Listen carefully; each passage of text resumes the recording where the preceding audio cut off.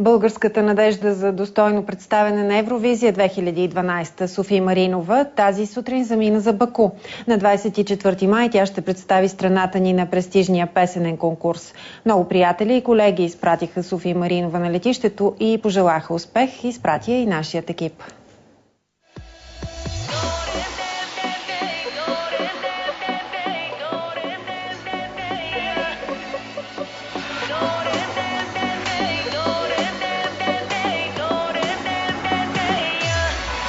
София ще пее на втория полуфинал, който съвпада с най-българския празник на славянската писменост и култура. Искрено се надяваме светлия празник 24 май да ни даде още един повод за радост и София Маринова да се класира на финала. От нас, екипът на БНТ, очаквайте цялата информация. Единствено и само в По света и у нас и денят започва. БНТ ще предава директно концертите на 22 и 24 май, както разбира се и финала на 26.